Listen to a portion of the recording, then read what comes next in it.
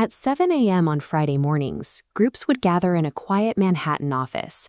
Over coffee and danishes, they sat around a long table to listen to recordings of the Bible and discuss their faith.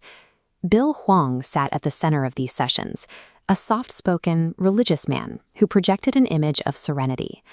Yet, in March 2021, the market positions tied to his name would trigger one of the most rapid and destructive fire sales in the history of Wall Street.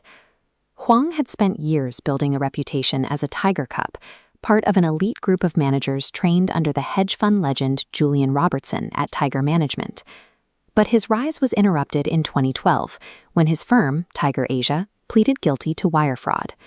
Hwang paid $44 million to settle SEC charges of insider trading and stock manipulation, an act that resulted in a permanent ban from managing public capital.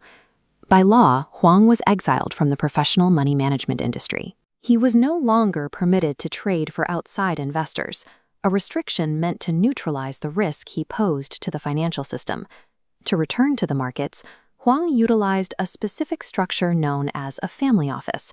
Because he was technically only managing his own personal fortune, this allowed him to operate without the disclosure requirements and oversight that govern traditional hedge funds.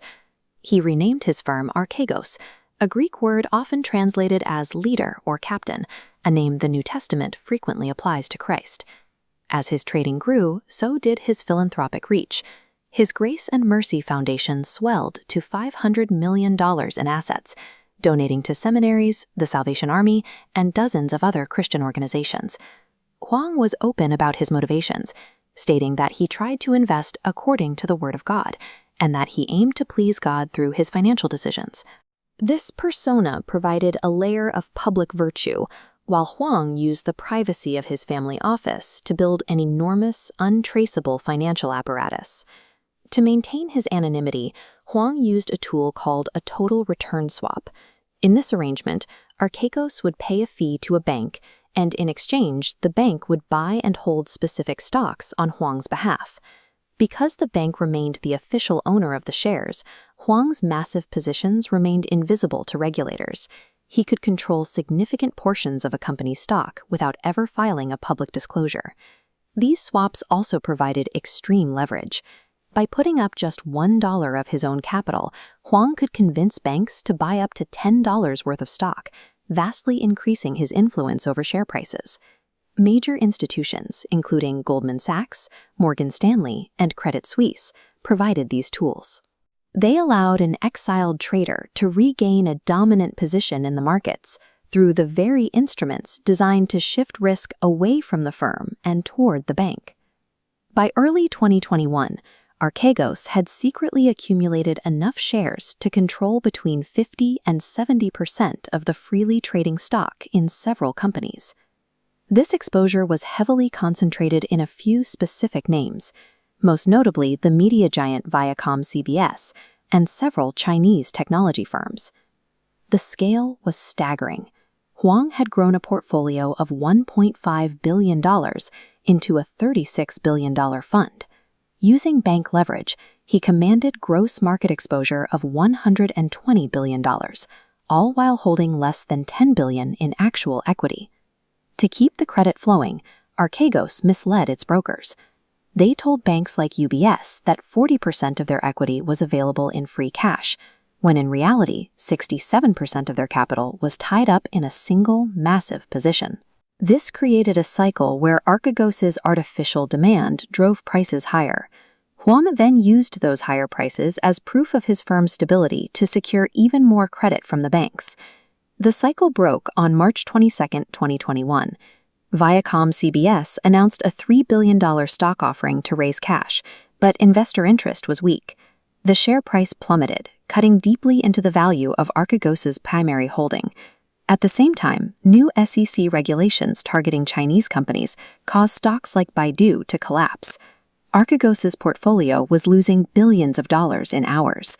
As the value of the collateral dropped, the banks issued margin calls, demanding immediate cash to cover the losses. Archegos, despite its previous assurances of liquidity, did not have the funds to meet the demand. The banks that acted first survived. Goldman Sachs and Morgan Stanley realized Archegos could not pay, and immediately liquidated billions of dollars in shares to protect themselves, helping to drive the market even lower. But other institutions hesitated, believing Hwang's claims that he could manage the situation. That trust would prove to be a multi-billion-dollar mistake. Credit Suisse suffered the most, losing $5.5 billion. Japan's Nomura took a hit of nearly $3 billion.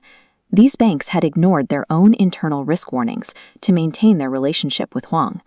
The fallout reached far beyond the banks. Across the companies Archegos had targeted, over $100 billion in market capitalization evaporated in a matter of days. The legal consequences were equally severe. A federal jury convicted Hwang of fraud, racketeering, and market manipulation, resulting in an 18-year prison sentence. A man who claimed to be a humble servant of God had instead used opaque private investment structures to manipulate markets, leveraging the capital of the very banks that would eventually bear the cost of his collapse. The story of Archegos leaves a lingering question: whether Bill Hwang was a uniquely deceptive anomaly, or if the financial system inevitably creates the conditions for such a collapse to happen again. Bill Hwang presented himself as a man of extreme faith. He gave hundreds of millions of dollars to Christian charities and hosted Friday morning Bible studies for his Wall Street peers. Behind the closed doors of his family office, Archegos Capital Management, Hwang utilized total return swaps. These derivative contracts allowed him to secretly control $36 billion in market exposure, using only $9 billion of actual equity. This chart on a smartphone screen shows the plunging stock price of Viacom CBS. On March 22, 2021, the math inverted, and Hwang's highly concentrated portfolio began a sudden, fatal plunge. As his personal empire fractured, the global investment banks financing his massive leverage were completely blind to the scale of the impending disaster. 3 days later, Credit Suisse issued margin calls totaling $2.8 billion. The Archegos chief financial officer admitted the truth. The firm's unencumbered cash was already gone, paid out to other lenders who had demanded their money earlier. Credit Suisse possessed ample opportunity to understand its exposure. The bank held 54 separate risk committee meetings where Archegos was explicitly discussed, yet no definitive action was taken. This diagram tracks a static risk limit line repeatedly breached by a volatile trend line. Credit Suisse tolerated these violations for nearly a year. When margin calls failed, the bank lacked a default playbook to safely liquidate assets, sending the value plummeting off the chart. The Paul Weiss independent investigation explicitly stated that the bank exhibited a failure to effectively manage risk and a lack of risk escalation. Credit Suisse prioritized sheer profit over basic risk control.